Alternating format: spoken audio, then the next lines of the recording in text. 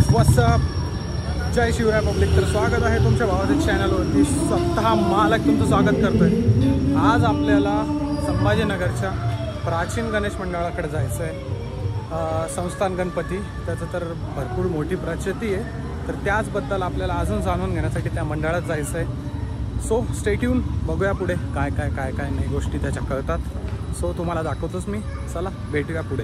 जय गणेश सर्वांना. जसं मी तुम्हाला आधी सांगितलं की मी आज ग्रामदैवत म्हणजे संभाजीनगरचं ग्रामदैवत म्हणजे संस्थान गणपती या ठिकाणी आलेलो आहे. तर त्याच्याच मंडळाचे विश्वस्त आपल्यासोबत आहे डॉक्टर प्रशांत सर. ते आपल्याला अजून माहिती देतील गणपतीबद्दल आणि मंडळाबद्दल.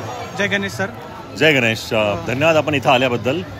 आपण सगळे खूप फॉर्च्युनेट आहोत की आपण संभाजीनगरचं ग्रामदैवत श्री संस्थान गणपती समोर उभे आहोत. येस. संस्थान गणपतीचं जे मूर्ती आहे ती स्वयंभू आहे. साधारणतः 350 वर्षाचा इतिहास या मूर्तीला आहे. असं बोललं सुद्धा जातं की लोकमान्य टिळक जेव्हा कामानिमित्त संभाजीनगर नगरीत यायचे तेव्हा ते न विसरता संस्थान गणपतीच्या दर्शनाला यायचे. इथनं ऊर्जा प्राप्त करून ते पुढच्या कामाला लागायचे. त्याचप्रमाणे 1988 साली जेव्हा शिवसेनेने घवघवीत यश या महानगरपालिकेच्या निवडणुकीत संपादन केलं होतं तेव्हा माननीय सरसेनापती हिंदुहृदय सम्राट बाळासाहेब ठाकरेंनी सोन्याचा मुकुट गणपती बाप्पांना अर्पण केला होता. तो मुकुट आत्तासुद्धा गणपतीच्या शिरावर विराजमान आहे. या 10 दिवसाच्या कालावधीमध्ये संस्थान गणपती मंदिर ट्रस्टतर्फे विविध समाजोपयोगी कार्यक्रम घेतले जातात. सकाळी शालेय विद्यार्थ्यांसाठी अथर्वशीर्षचा कार्यक्रम असतो ज्या अनुषंगाने त्यांच्यावर संस्कार होतात आपल्या धर्माचे. दुपारी भंडाऱ्याचं आयोजन केलेलं असतं. अन्नदान 10च्या 10 दिवस चालतं. त्याचप्रमाणे संध्याकाळी आरतीसोबत आम्ही रोगनिदान शिबिर, रक्तदान शिबिर या सगळ्या गोष्टींचं या ठिकाणी आयोजन करत असतो. शालेय विद्यार्थ्यांना त्यांच्या सुप्त गुणांना वाव मिळावा म्हणून चित्रकला स्पर्धा किंवा ज्यांनी घवघवीत यश संपादन केलं आहे त्यांचासुद्धा सत्कार मंदिर ट्रस्टतर्फे या ठिकाणी करण्यात येतो. कोणताही राजकीय पुढारी असू द्या संभाजीनगरचा किंवा सामाजिक व्यक्ती असू द्या किंवा कोणतीही सामाजिक मिरवणूक असू द्या ती संस्थान गणपतीच्या दर्शनाने सुरू होते. आणि प्रत्येक नागरिक इथला देवाचे दर्शन करून ऊर्जा प्राप्त करून मगच कामाला जात असतो. बरोबर. आणि मला अजून म्हणजे जाणून घ्यायची इच्छा आहे की लोकांना येणारे अनुभव जे तुमच्यासोबत शेअर करा असतील लोक. आता जसं मला जेवढं माहिती आहे माझे वडील ते श्री चंद्रकांत खैरे सरांसोबत पहिल्यापासून ते जुने शिवसैनिक असल्यामुळे तर ते कंटिन्यू म्हणजे खैरे साहेब कंटिन्यू येतात. तर त्यांना तसं अजून म्हणजे की अशी आख्यायिका किंवा 1-2 एक्झाम्पल जे तुम्हाला माहिती असतील लोकांचे अनुभव. माझं बालपण या ठिकाणी गेलेलं आहे. माझ्या माहितीत असे भरपूर लोक आहेत जे अगदी पाण्याचं सुद्धा प्राशन करत नाही जोपर्यंत गणपती बाप्पाचं दर्शन होत नाही. कारण त्यांनी त्यांच्या व्यवसायाला जेव्हा सुरुवात केली तेव्हा बाप्पाला नमन करून बाप्पाला साक्षी ठेवून सुरुवात केली होती आणि त्यांच्या व्यवसायामध्ये भरपूर त्यांना भरभराट भेटली. तर आजसुद्धा पायी अनवाणी इथं येतात, बाप्पाचं दर्शन घेतात, त्याच्यानंतरच पाणी प्राशन करतात. त्याचप्रमाणे संभाजीनगरमधला जो व्यक्ती बाप्पांना मानणार आहे तो घरातलं कोणतेही मंगल कार्य असू द्या सर्वात आधी आमंत्रण पत्रिका बाप्पाला भेटते आणि त्याच्यानंतरच कार्यक्रम होत असतात.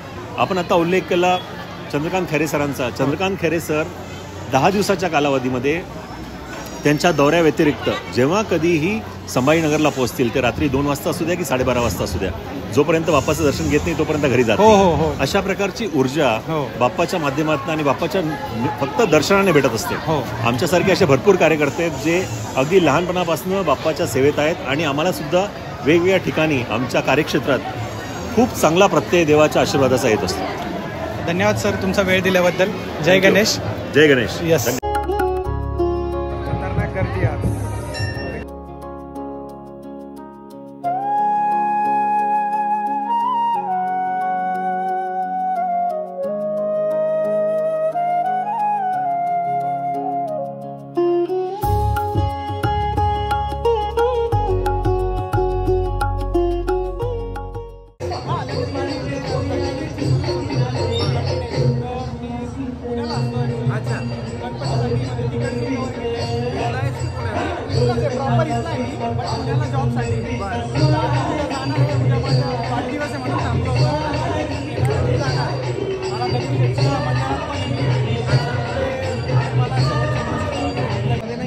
म्हणजे पथक किती जुनं होतं नेमकं आपलं ते ब्रह्मगर्जना? 9 वर्ष.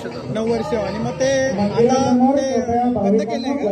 हा सध्या बंद केलंय. अच्छा. कारण की जॉब वगैरे आता त्याच्या मंडळातले वाहतुकीला किंवा येण्या जाण्याला अडथळा निर्माण होतो. भान ठेवा, रस्त्याच्या कडेला उभे राहा, एका साईडला उभे राहा. मंदिराच्या बाजूला जसं तुम्ही बघितलं आता आम्ही मंडळात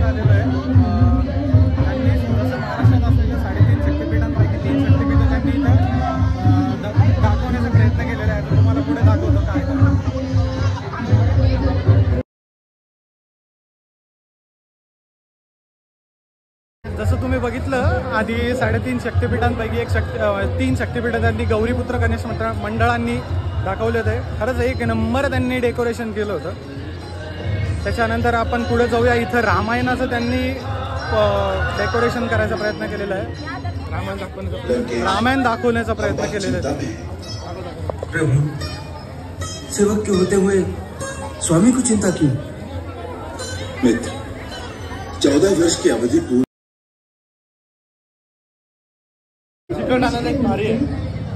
इथं कसलं आहे बघ, मी बघितलं रील बघितल्यासारखं वाटतं. तू दाखवतो ना माझ्याकडे.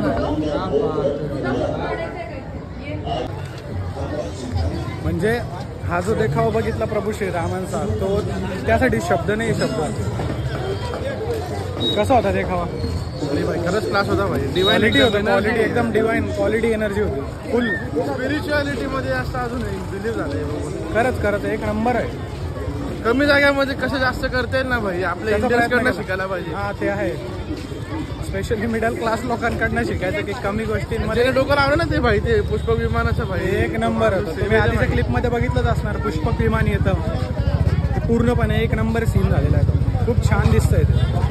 Let's go. कुठे जायचं आधी? इकडे जायचं, इकडे जायचं. गाईस इथं बघू शकता, जसं तुम्ही बॅनरवरती बघितलं लालबागच्या राजाची प्रतिकृती इथं केलेली आहे त्यांनी. गणेश गल्ली सारखंच पूर्ण टोटल गणेश गल्ली सारखंच आहे पूर्णपणे गल्ली, पण इथं लालबागच्या राजाची पूर्णपणे खूप प्रतिकृती केलेली. खूप असं फील होतंय की खरंच लालबागच्या राजासमोर उभे आहे आपण. तुम्हाला दाखवतो मी एक मिनिट.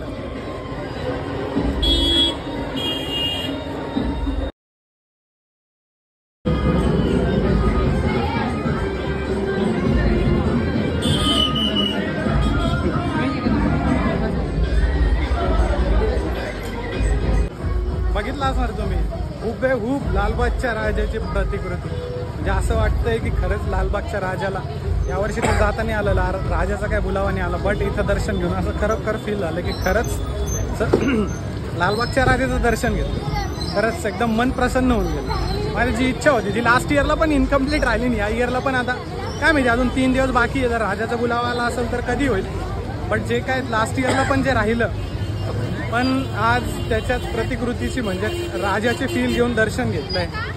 बघूया आता राजाचा बुलावा येतो की नाही येत, ते आता राजालाच माहिती. पण आज दर्शन घेतलेलं आहे प्रतिकृतीचंही, त्याचीच खरी मूर्ती समजून. ठीक आहे, बघूया आता.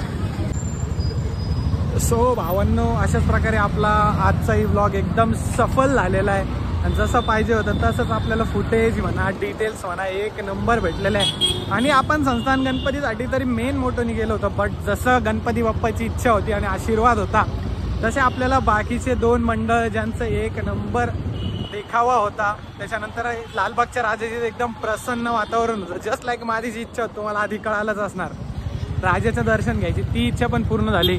आणि आता आपण घरी चाललेलो आहे. आता वाजलेले आहे 9.